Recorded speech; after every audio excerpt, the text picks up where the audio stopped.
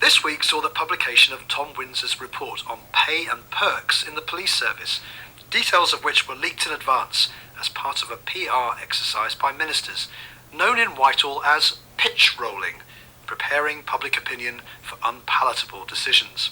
In this case, ministers claim that if only the police cut back on excessive pay, more coppers could be kept on the beat. But could they? David Winnick, the Labour MP, claims his local West Midlands force is about to suffer deep cuts to the front line. Mark Reckless, a Conservative MP and member of Kent Police Authority, believes well-run forces can still keep the public safe in the age of austerity. I began by asking Mark Reckless how the police would be affected in Kent. I'm a member of the Kent Police Authority, and we brought in, last year, a new Chief Constable who'd been a deputy in Norfolk, where they've some of the highest satisfaction in policing and the best performance on antisocial behaviour. And he'd found very significant savings there. And our new Chief Constable, Ian Learmonth, says he sees that the grant reductions as an opportunity to deliver a more efficient and effective force. And are some of those cuts going to come from what we've heard described this week as the excessive overtime and perks culture in the police? Well, I think some of that will come from that. From what Tom Windsor's said, I mean, he's looking at savings of over 200 million by 2014, by some restrictions in the terms and conditions. And for instance, at the moment, if a police officer works on a bank holiday, they get double time and a day off in lieu. And some restrictions to those more generous of the perks, I think, certainly would be in order. You can't defend, can you, David Winnick, the kind of perks and overtime payments that are made to the police?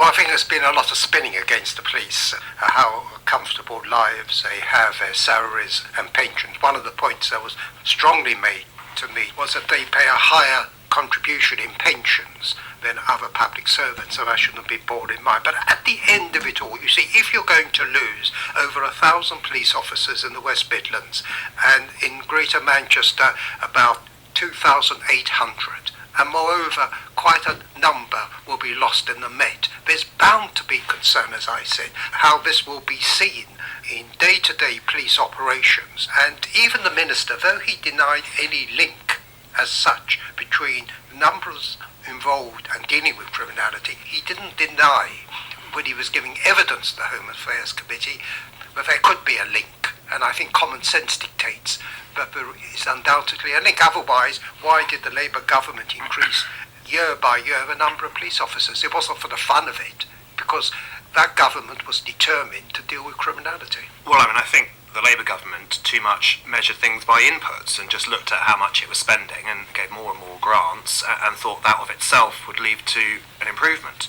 But with all the ring fencing and targets, very often we in Kent weren't able to deploy these officers as effectively as we would like to. And now that ring fencing's being removed, we can decide for ourselves how best to restructure the Kent force to get things working more efficiently. How many jobs are going to be lost in the police force in Kent as a result of these cuts? And in Kent, we planned the restructuring on the basis of losses up to 1,000 officers and up to 500 civilian staff. But with what we're seeing in terms of the reform to the terms and the conditions, and also, I mean, the grant reduction wasn't as severe as we'd planned for in Kent. And now we're seeing Tom Windsor looking at removing some of the most difficult to justify allowances, and that police may not be getting the sort of automatic increments they did for the next couple of years. I think that could allow some scope to keep a higher number of officers, potentially, than if those reforms to terms and conditions don't go through. The government are really saying it will make hardly any difference. That's the dishonesty of it. If they were more honest and accepted, there is undoubtedly a link between the number of police officers and dealing with criminality. No, I accept it's not a simplistic link, but there is obviously a link.